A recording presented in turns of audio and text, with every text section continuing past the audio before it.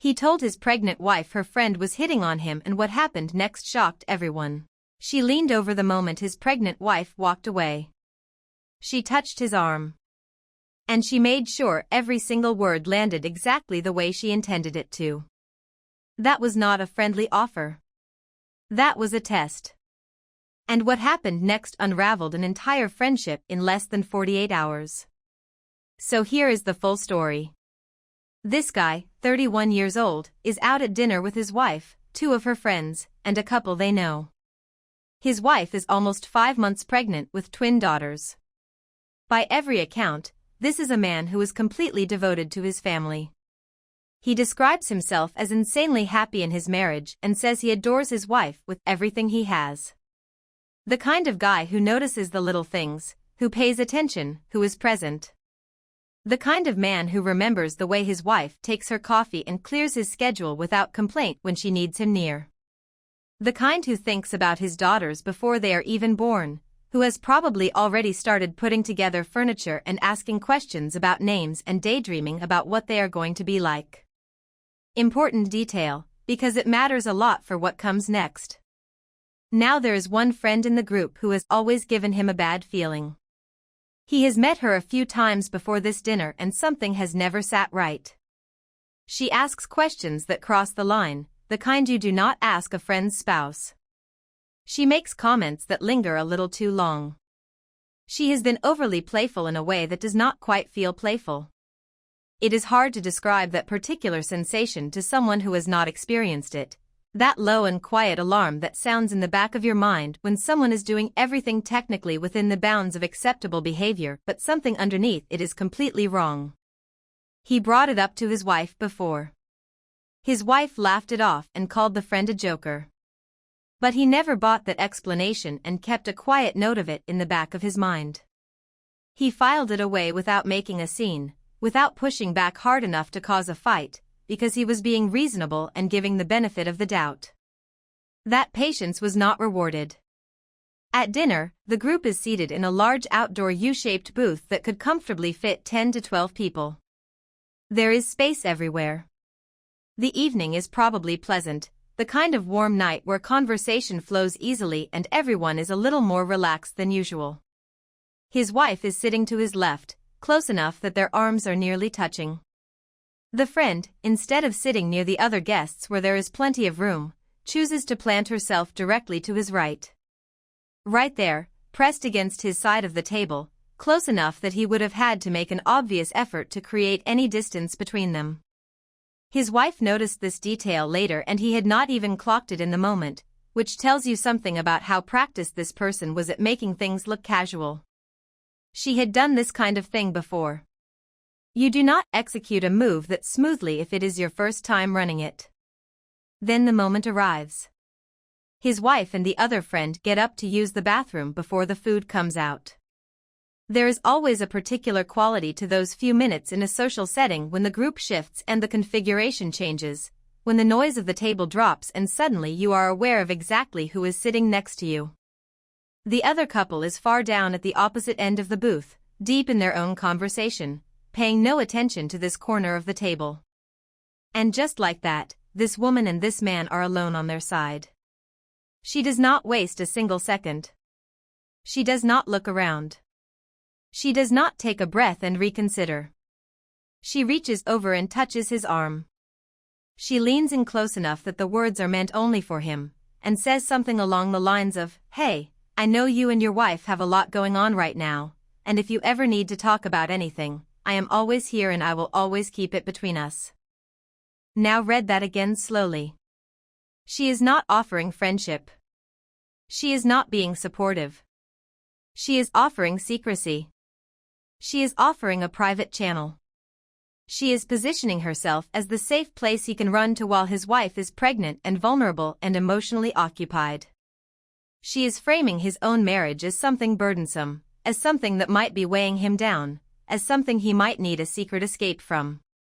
She timed it to the exact window when his wife was out of sight. She touched him first to establish physical contact before she said a word, because touch creates a kind of intimacy that language alone cannot manufacture quickly enough. This was not a slip. This was a move, and a calculated one, built from pieces she had been quietly assembling for months.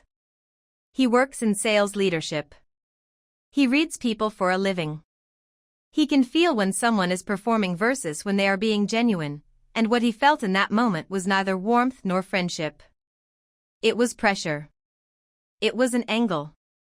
He dismissed her immediately and directly, not with a laugh or a polite redirect, but with the clear and deliberate kind of response that leaves no room for interpretation.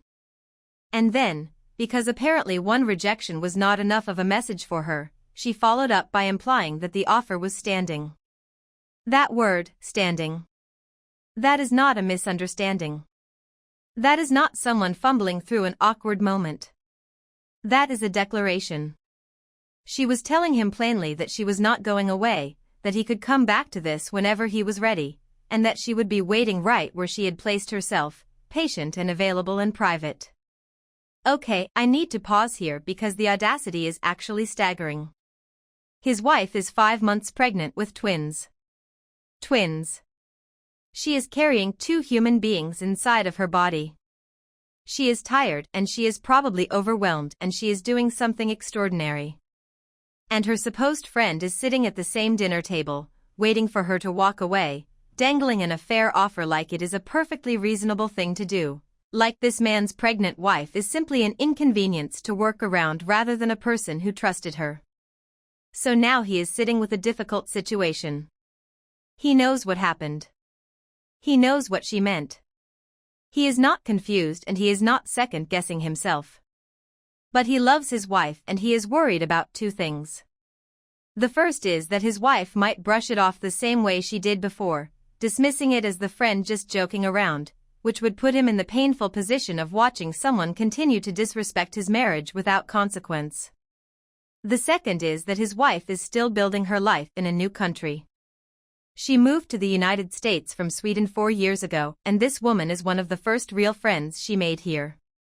That matters more than people might realize. When you relocate to a country that is not the one you grew up in, your early friendships are not just social connections. They are anchors.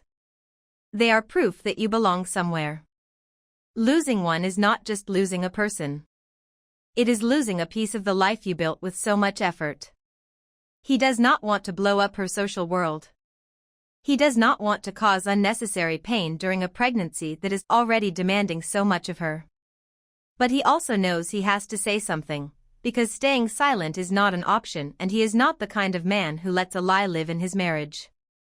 This is actually the part of the story that I think deserves more attention than it gets. A lot of people in his position would hesitate. They would weigh the cost of saying something against the discomfort of keeping quiet.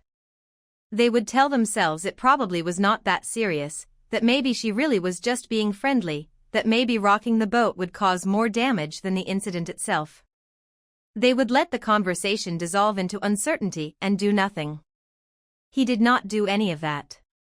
He went home that night carrying the weight of what he knew, and he made the decision to protect his marriage by being honest with his wife, even knowing it might be hard for her to hear, even knowing she might not fully believe him at first. He sat down with his wife the next morning and told her everything. He was direct. He was clear.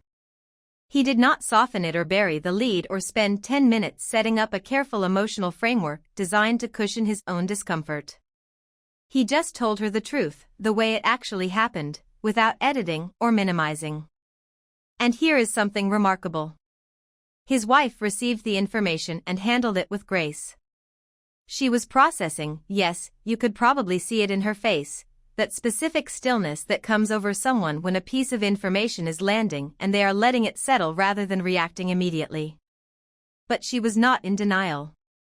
In fact, she told him that a friend had already mentioned in confidence that this woman had been saying unflattering things about her and making comments about him to other people in the group.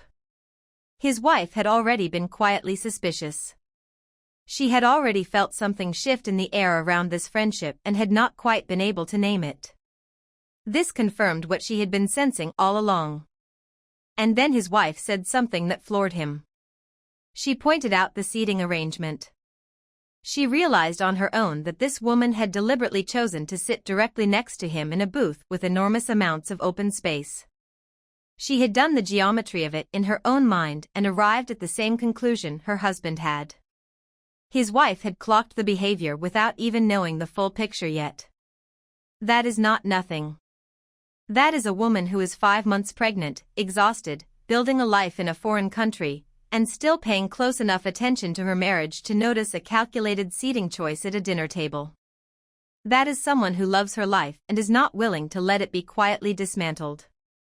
They decided together on how to respond. He reached out to the friend directly on Instagram and told her plainly that what she did was awful and disrespectful, and that his wife knew everything. The message was not cruel. It was not dramatic. It was simply the truth delivered without apology. The friend did not respond, but she saw the message. She read it and went silent, which is its own kind of answer. In the aftermath, his wife started telling a few people privately what had happened. And what came out was something he had not anticipated, the kind of thing that catches you off guard even when you thought the story was already over. Several people in their friend group privately admitted they had never liked this woman. They had noticed things. They had been uncomfortable by some of her comments and behavior, had exchanged glances across tables, had walked away from certain conversations feeling vaguely uneasy. But they had stayed quiet because she was connected to the group through his wife and the other friend. They had assumed she was probably harmless. Now they were calling his wife directly to apologize for not speaking up sooner. I want to sit with that for a second.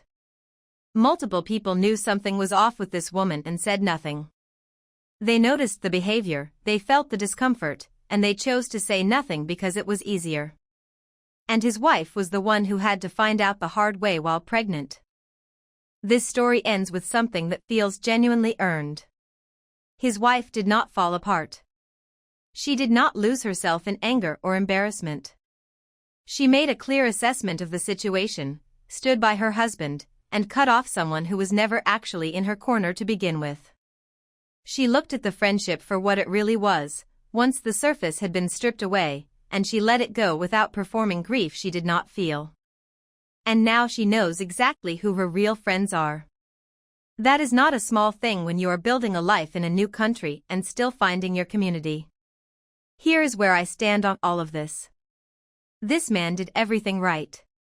He trusted his instincts when the friend made him uncomfortable. He told his wife instead of filing it away and hoping the problem would disappear. He was honest even though he was afraid she might not believe him. He let her process on her own terms without making it about his ego or his frustration. And when they decided to respond, they did it together, as a team. That is what a solid marriage looks like under pressure. The friend, on the other hand, made a choice that is genuinely hard to explain away. She did not accidentally say the wrong thing in a moment of poor judgment. She waited for a precise window. She made contact. She pitched the idea. And when he shut her down, she made sure he knew the offer was still on the table. That is premeditated. That is someone who looked at a pregnant woman's marriage and decided it looked like an opportunity. And the final thing I will say is this. His wife's response, cutting her off, surrounding herself only with people who genuinely support her, refusing to let this moment define her time in a new country, that is strength. She did not let a snake in her friend group make her smaller. She let it make her clearer. And she did it standing next to the right person.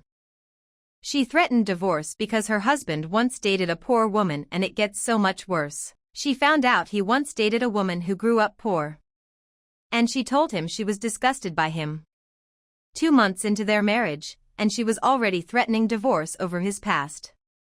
That should have been the first sign of what was actually coming. Here is the full picture. This man, 33 years old, has been married for 2 months.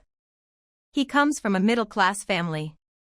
He grew up with his grandparents while his parents worked abroad, in a household where love was present but resources required careful management. He went to private schools. He earns well. He describes himself as stubborn, but there is nothing in what he shares that reads as unreasonable or unstable. He sounds, if anything, like someone who thinks carefully before he speaks, who weighs his words and tries to be fair even when fairness is being denied to him. Then one day, seemingly out of nowhere, his ex came up. He suspects it was something that appeared on Instagram, one of those algorithmic accidents that surfaces an old face at exactly the wrong moment. His wife saw it or heard about it or stumbled across something, and suddenly his ex became the entire conversation, the center of a storm that had apparently been building without him even knowing the clouds were there. Here is what he tells us about the ex. She came from a poor family. Grew up without a father.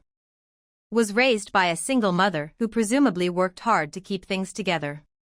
She now earns well, which tells you she worked hard and built something from very little, which most people would recognize as something worth respecting. He broke up with her because of habits he did not like. That is it. That is the full story of his ex. She was not a villain. She was not someone who wronged him or damaged him or left behind any kind of wreckage.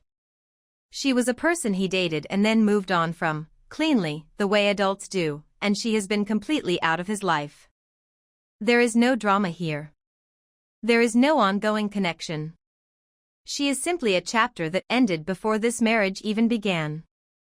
His wife did not see it that way. His wife, who comes from an upper-middle-class background, who was a top student from kindergarten through university, who earns more and holds herself to a high standard of self-improvement, decided that the existence of this ex was a personal insult to her dignity. She said she was disgusted that he had ever considered dating someone she described as low class. She did not want him to touch her.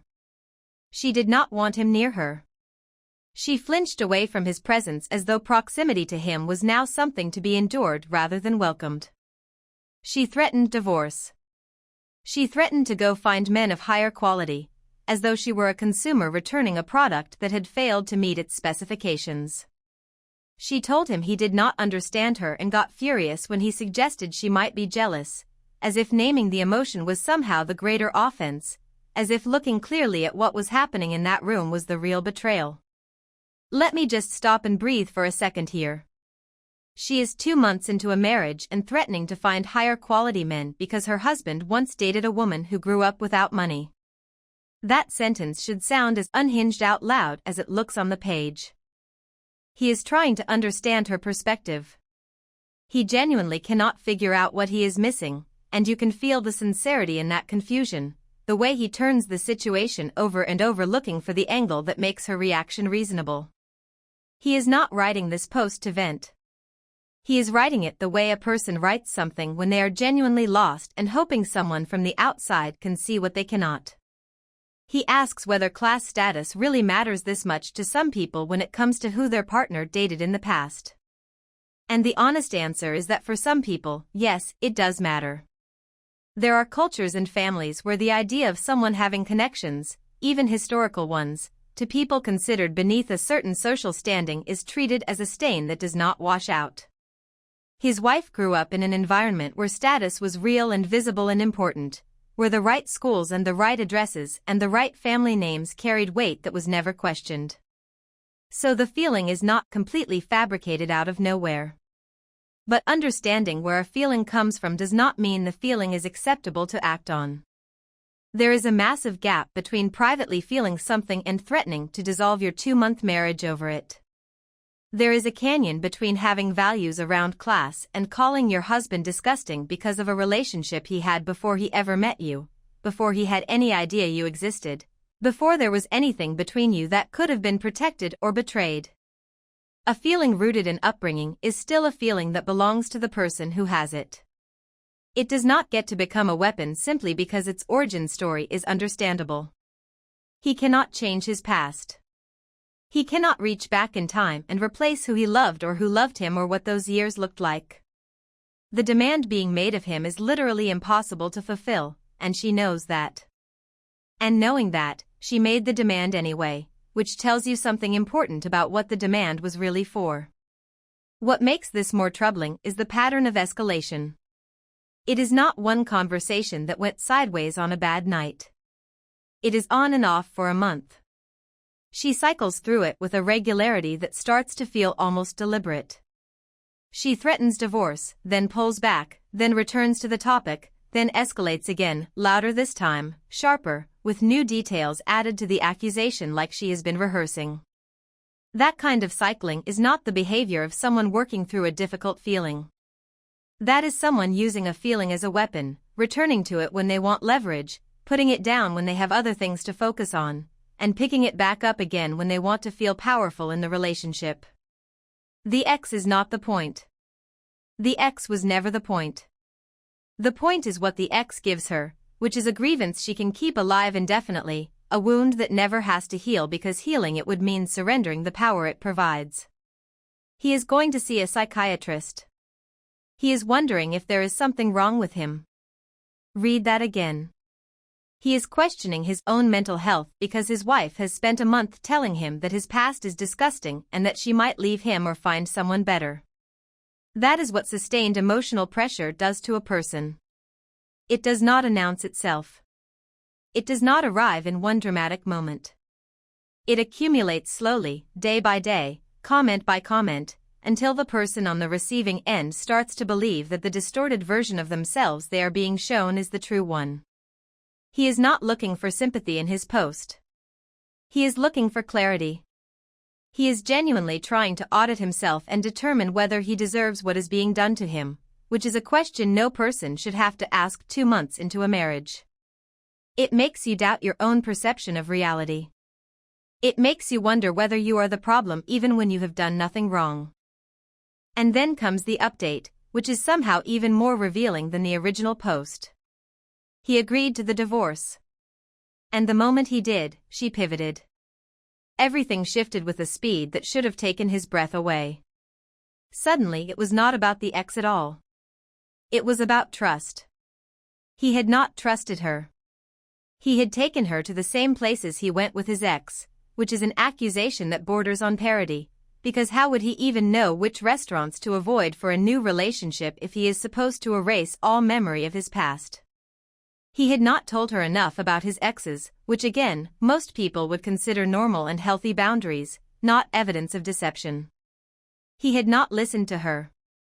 Everything was his fault. The ex became a footnote.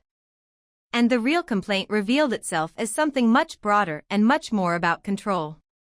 I have to be honest with you. The moment someone says it is because of me you are like this, that is a line I take very seriously. Because that is the language of someone who is rewriting the narrative to make their behavior your responsibility. Here is the verdict. This woman is not upset about an ex.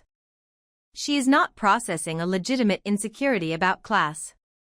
She is demonstrating a pattern of behavior that involves contempt for people she considers beneath her, the use of emotional ultimatums to gain control, the willingness to weaponize her husband's past to make him feel ashamed, and the ability to completely shift the story the moment she does not get the reaction she was looking for. These are not the behaviors of someone in a rough patch.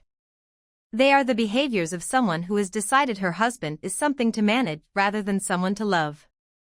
The fact that he questioned his own mental health over this is the most important detail in the entire post. He did not come here furious. He came here confused. He came here wondering what he was missing, whether he was the one who did not understand something. A man who had done nothing wrong spent a month being made to feel like he was the problem, and his response was to turn inward and wonder if something was broken in him. That is what this kind of treatment does. And it is not okay. He made the right call agreeing to the divorce. Not because the marriage was doomed from one bad argument, but because in the moment when he finally held a boundary, she immediately abandoned the original story and replaced it with a new list of everything he had ever done wrong. That is not someone who was hurting and needed to be heard. That is someone who was keeping score and waiting for an opportunity to use it. He deserved better 2 months in, and he deserves better now. Drop a comment telling me which story hit harder, and if you made it this far, a like and subscribe would mean a lot.